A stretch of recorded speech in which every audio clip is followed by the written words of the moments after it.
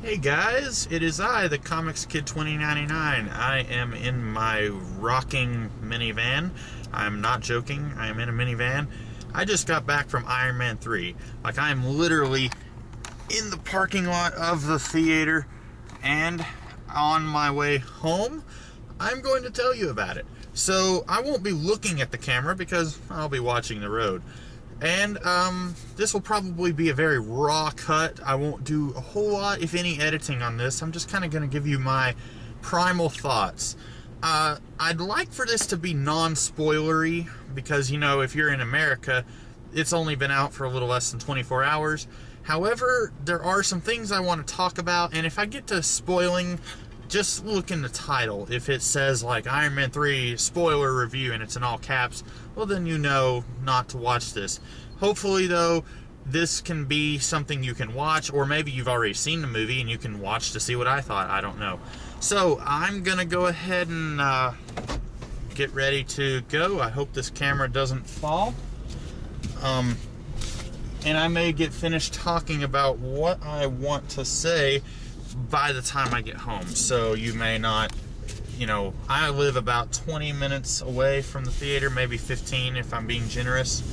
So I don't know if I have that much to say about the movie.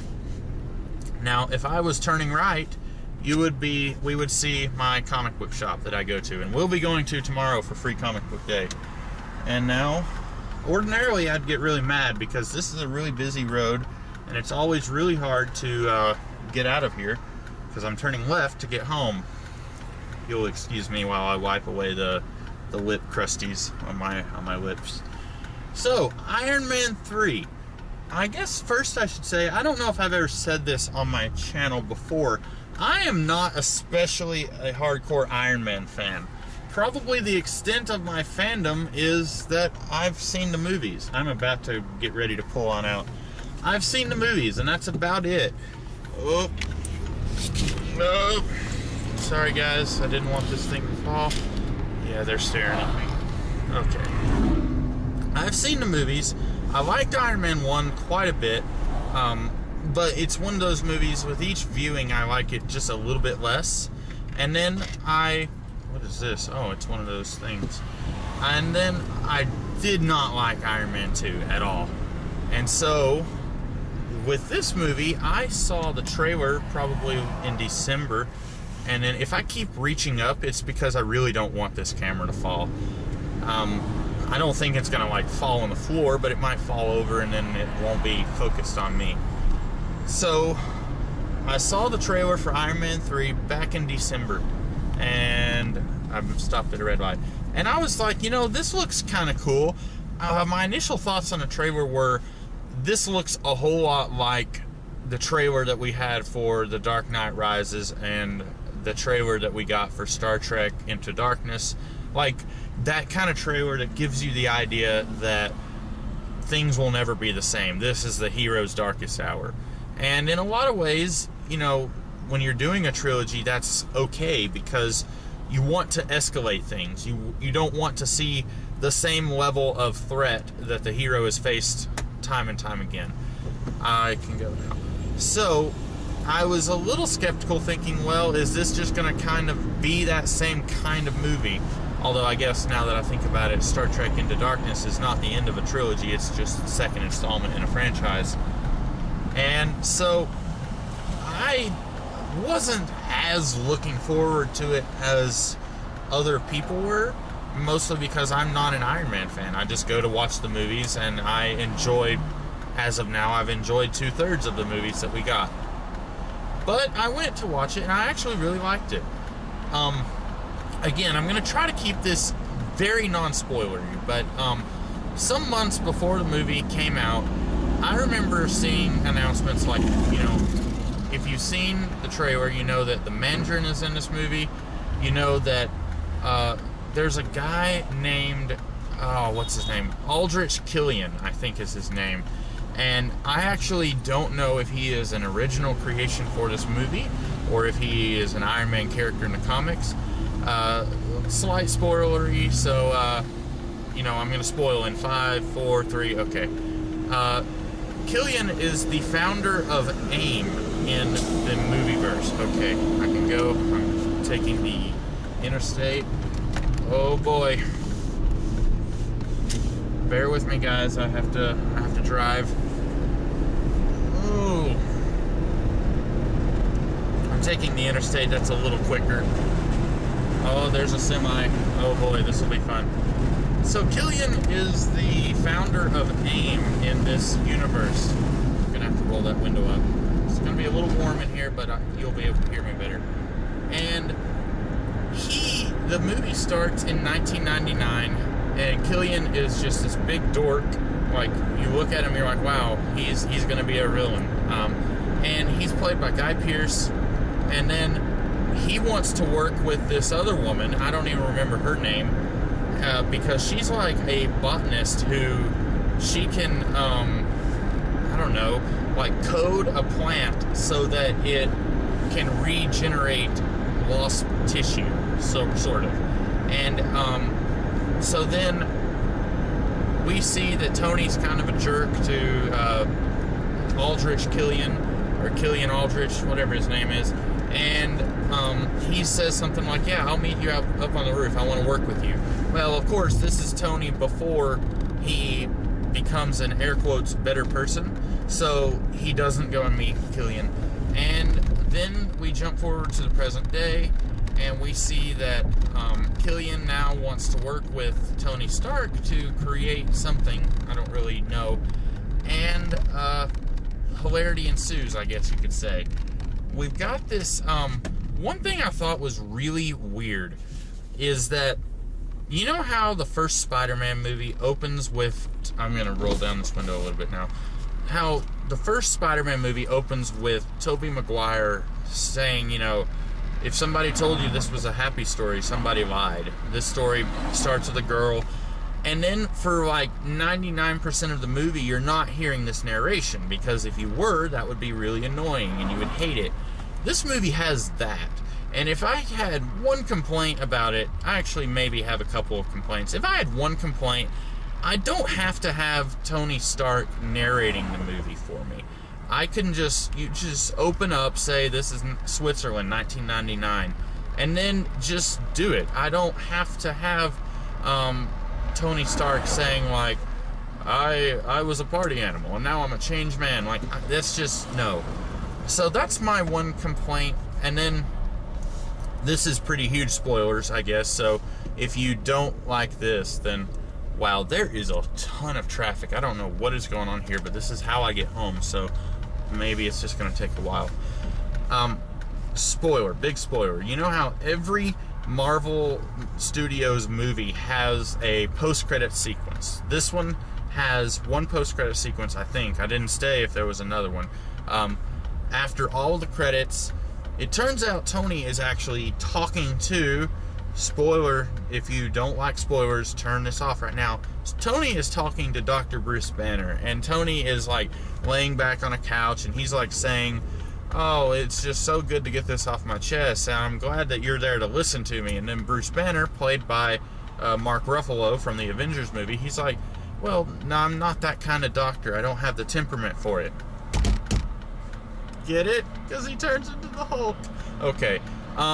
It was really probably, I would say, the most useless post-credit sequence that we've had. It's a little funny, but it definitely wasn't worth waiting for 5 minutes or 10 minutes for all of the credits to go by. I really wish these post-credit sequences would come at the beginning of the credits. And then just do your credits, because literally no one cares about the credits. I know I don't. I don't care about who the key grip is and who brought coffee when they were filming, and I know that's being mean, and that these people, they all have a very important role to play in making the movie. I get that.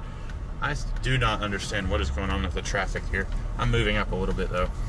I just don't care to see 5 or 10 minutes of credits to get what is ultimately a very useless scene. Now, in the first couple of these Marvel Studios movies, you got the sense that, okay, they're doing these post-credit scenes to establish a connection. You can watch the Iron Man movie before the credits, and it's just an Iron Man movie. It's a good movie, but it's an Iron Man movie. But then you watch the post-credit scene, and it's like, oh, This has got Nick Fury in it. He's in it for 10 seconds, but we're setting up an Avengers movie. Then in The Incredible Hulk, you see Tony Stark, and he acts like they're going to go and hunt down the Incredible Hulk. They're going to set up a team to hunt him down. Now, ultimately, that post-credit sequence was very useless because the Avengers, I don't want to spoil it for you, but if you saw that movie, they never did hunt down the Incredible Hulk. It was kind of a pointless scene, a lot like this one. The difference between this and the post-credit scene in The Incredible Hulk is that when you're watching The Incredible Hulk for the very first time and you haven't seen the Avengers movie, you don't know that it's a pointless scene. You just think, oh sweet, the Incredible Hulk is going to be an antagonist in the Avengers film. It's not it's pointless in retrospect, but it wasn't at the time. This scene is pretty useless. It doesn't set anything up. You don't get something cool like MODOK is like planning things or something. You don't get anything like that. My mouth is getting really dry. I don't have any drink with me. Yeah, so if you're still listening and you're debating about going to see that post-credits scene, I would say skip it, because it really doesn't add anything to the movie. It does put Tony narrating the movie in a little bit more context, but I just don't think that you need that. I don't think you even needed Tony narrating the movie. You could take out Tony talking at the very beginning and very end of the movie, and you could take out this post-credits scene, and you would be fine. I don't care for it, but then again, I'm one of those people, ever since Marvel Studios started doing these films, I don't especially... I'm going to make this green arrow. Yeah, it's turning yellow, but I got it. I thought that was someone I knew. I don't care for the post-credits scenes like everyone else. I know everyone else, they just pee their pants in enthusiasm for these post-credits scenes, and they're just not for me, I think. Or I just wish I could fast forward through the 10 minutes of useless credits. This is really, I'm not really talking about Iron Man 3, am I? Okay. A lot of people were really worried that this movie was going to have a whole lot of villains and that we weren't going to have enough screen time to deal with all of them. You watch a movie like, can't think of a good movie. How about Batman Returns? You've seen Batman Returns. You've got Catwoman, you've got the Penguin, and you've got Max Schreck, played by Christopher Walken. That movie had too many villains in it. You really either just needed to take out one of them, and then you would just have, can you guys see me? There we go. The lighting is going to shift as I drive. Just take out one of those bad guys, and then you would have a little bit more room for the story to breathe. As is, you know, you've got each of these bad guys, they've kind of got their own agenda, and at times they're all working with each other, and it just doesn't really work. This movie, I was afraid it was going to have that. You've got, that was a bump in the road. You've got the Mandarin, you've got Aldrich Killian, played by Guy Pearce, who, incidentally, he reminds me of the character that he played in Prometheus. I don't know if that's an indication of Guy Pearce's acting ability, or if it's just I haven't really seen enough of him to really gauge his acting ability. I don't know. Without spoiling too much, I know I've already spoiled quite a bit for this movie. Without spoiling too much, this does take care of that. There is not one of these, this does not have the too many villains syndrome.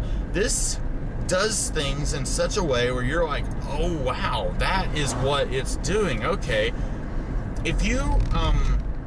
If everything goes according to plan, this video will be going up Friday, May 3rd, the day that I saw Iron Man 3. I saw it on May 3rd. Tomorrow I will be putting up a video I guess now's as good a time to announce it officially as any. I will be putting up a Star Wars video tomorrow. A video I've been working on for almost a month in one way or another. And this video, or this movie, Iron Man 3, the bad guy, his plan, in a lot of ways, reminds me of Emperor Palpatine's plans from the Star Wars prequels. However, I would submit to you that the Star Wars prequels took that basic idea and failed in the execution of putting it forward. This movie, in the span of 2 hours, 2.5 hours, however long this movie was, it's been almost 3 hours since I got to the theater.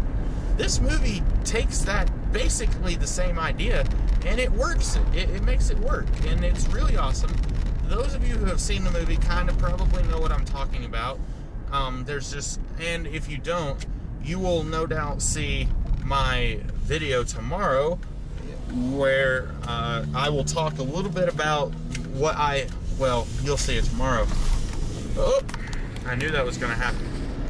Okay, so I'm really glad that this movie did not feel too crowded. Like, oh, it got 500 villains in this movie, and I don't really understand why this guy is doing what he's doing, and why that guy is, why can't he just not be in the movie? This doesn't have that, and I'm really glad about that. I would say, and this is going to be tough, I've seen a couple people say, maybe it was an article on Yahoo that said, this movie is better than the Avengers. And I was thinking, come on, guys, no, there's just no way. It's really difficult for me to actually ascertain if that's true or not. Having seen Iron Man 3 one time, having seen the Avengers only one time, I would say they are maybe on par, which is interesting. I'll go ahead and say I don't think the story of the Avengers was much to write home about. Basically, you have 5 superheroes. They meet, they join together, they fight some aliens who are invading. That's what it was. I don't think that story is very much, it's not a whole lot, there's nothing really there. It's just a very basic story is what I'm trying to say. However, I think that I was so impressed with the Avengers movie because it takes 5 leading characters and it puts them together in a way where none of them feel superfluous and none of them feel like they could be written out. That was why I like the Avengers so much. And also, the Avengers had a whole lot of really great lines, a lot of great scenes, but as a whole, if you're just looking at the story, I would say the Avengers story is lesser than the Iron Man 3 story. Now, once again, okay, there we go. You can see me again. Iron Man 3 story, I think, is better than the Avengers story. But I was going into the Avengers being more critical, I guess. I didn't think that movie would work. I didn't think it was going to be able to balance 5 leading characters in the way that it did. It did so, and it worked. I think Iron Man 3 doesn't have as much funny dialogue in it. It tries. There's a few slapstick scenes that did not work for me. I did not laugh for a lot of the scenes where this movie is trying to be funny, but I think that the serious moments of the movie were really good. There were a couple of scenes that I thought were funny, but it wasn't so much the slapstick. It was more just the, hey, this is a funny line that a character says. It is still not, there we go. Whoop. Utility work ahead. This could be problematic. And so, I'm almost home, by the way. I'm less than a mile away from my house. So, the state of Tennessee features very heavily in this movie. So, oh man, I better put this down. Okay, you can still see me. The state of Tennessee is in this movie. At first I was excited. I was like, woohoo, represent Tennessee. That's where I'm from, by the way. In case you don't know that, I am from Tennessee. And then when you there's a large amount of time spent on Tennessee, and it's one of those things where, like, characters are wearing cowboy hats, they're wearing flannel, they're wearing a weird vest over flannel, and that takes me out, because you know what, guys? People in Tennessee, they do not dress like Snuffy Smith. They do not dress like John Wayne or a cowboy. People in Tennessee, for the most part, dress exactly like people everywhere else in the world. Now, we do have our fair share of rednecks, okay? But I think people like Shane Black and whoever else was responsible for crafting this movie together, I think they are under the impression that everyone in Tennessee is a redneck. And that's just not true, guys. And it loses just a little bit of credibility for that. It's the same as if a movie part of it is set in Scotland, and then you go there and there's like a leprechaun in the first 30 seconds of being in Scotland. Like, that's how silly this is. I am actually stalling a little bit. I'm turning off into the subdivision that's across the road from where I live so that I can finish talking about Iron Man 3. I did not think I would have this much to say. I probably would have taken longer to get home if I hadn't taken the interstate, but anytime I go to the comic book shop or the theater, I just take the interstate and it's quicker. Yeah, I think Don Cheadle is actually more interesting in this movie than he was in Iron Man 2. I recently listened to a podcast commentary from Geekvolution. If you are listening to this channel, you probably heard of Geekvolution. And recently, these two gentlemen doing the commentary on their thoughts on Iron Man, the first Iron Man, they made a good point. One of them did. Captain Logan said that the Terrence Howard plays Rhodey as being more of a good friend to Tony, whereas Don Cheadle plays up the more military aspect of Rhodey. And I think Don Cheadle feels more like a friend in this movie than he did in Iron Man 2. Of course, I didn't care for Iron Man 2, but, you know, that movie begins with Rhodey coming up and saying, let's just do this. Don't even talk to me, Tony. And it's like, what's his deal? Did he sleep on the wrong side of bed this morning or something? And I actually know a couple of people who live in this little cul-de-sac, but I'm not going to... Ooh. Oh, that house is for sale. Ooh. Okay. I'm actually almost done talking, guys. I don't have a whole lot more to say. This movie was really top-notch. I don't think that it really needed to stereotypically portray the state of Tennessee in the way that it did. Shame on you, Shane Black. But that's not a gigantic thing. It's not an issue necessarily. I mean, it's an issue, but it's not enough to make me give this movie a thumbs down. And then also, I just really liked the villain and his plan. His plan was one of the coolest things I have seen in a comic book movie in a very long time. Usually, most of the time when I watch a comic book movie, the superhero stuff is all spot on. And then when you get to the villain, it's like that falls apart. And when that falls apart, the whole movie usually falls apart. When a villain's plan doesn't exactly make sense, or suddenly the villain stops doing things that make sense in order for the movie to come to a close, that rubs me the wrong way every single time.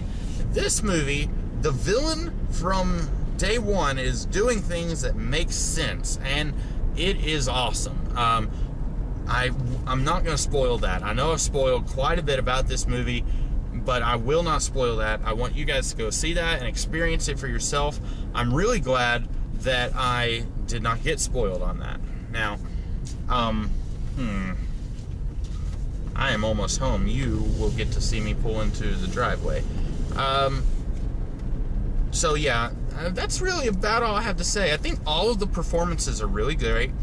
Wow, really great. I went from good to great. I was trying to say them both. Gwyneth Paltrow is really good. My father is mowing the lawn. And Robert Downey Jr. is really good. I forget their names. They're all really great. And that's just a little bumpy. I was waving at my dad. And this is a good movie, guys. Go see it. I'm literally like about to park. I hope you guys have a good rest of the weekend, and I look forward to doing more videos where you guys can see me do stuff like this, dumb stuff. I'm probably not going to do another video where I'm trying to drive and talk to the camera, but hey, you know, this is something, it's something to try out. So, Iron Man 3, I give it a recommendation, and go see it. If you haven't already, you probably have. I'm probably one of the last people to see it. And I would say don't worry about going to see the post-credit scene. I didn't care for it. And yeah, that's it. See you guys later. Do do do do do. Do do do do do do do do. I am Iron Man. This is a song to kill some time. I have pictures here. You can read them if you will. This song is to take up ear space. Da da da da da da da da da. I bet you wish you had the volume turned off. Do do do do do do.